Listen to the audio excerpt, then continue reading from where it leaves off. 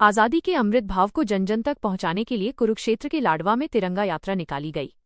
इस तिरंगा यात्रा का नेतृत्व हरियाणा बाल कल्याण परिषद की उपाध्यक्ष एवं मुख्यमंत्री नायब सिंह सैनी की धर्मपत्नी सुमन सैनी ने किया। इस यात्रा में हाथों में तिरंगा लिए बड़ी संख्या में लोग शामिल हुए और देशभक्ति के नारों से माहौल गूंज उठा।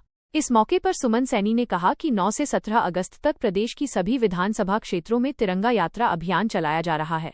इसी कड़ी में लाडवा में यह यात्रा निकाली गई है।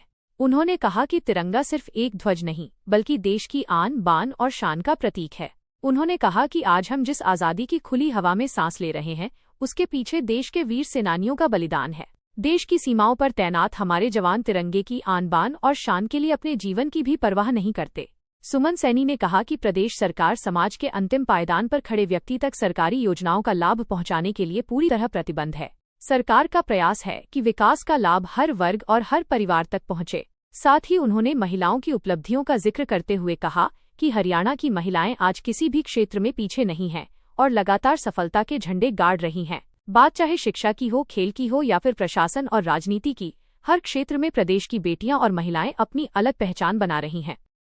लाडवा विधानसभा में तिरंगा यात्रा निकाली गई और सभी विधानसभाओं में 9 से लेकर 17 तक का अभियान था तिरंगा यात्रा निकालने का। और मैं सभी को 80वें स्वतंत्रता दिवस की देशवासियों को, प्रदेशवासियों को बहुत बहुत बधाई देती हूँ।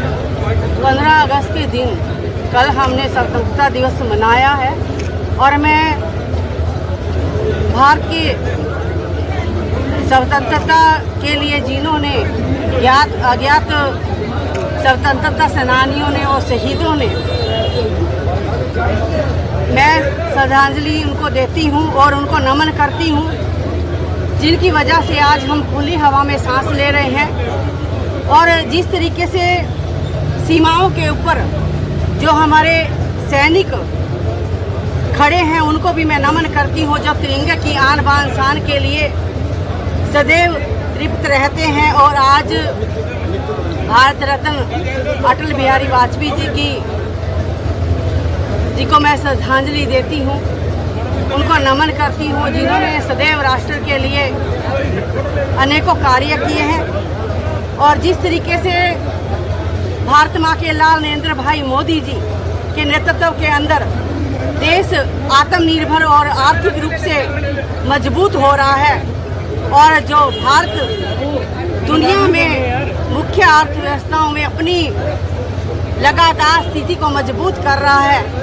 और उसी तरीके से हमारी सरकार विकास का अर्थ केवल आर्थिक वृद्धि तक नहीं है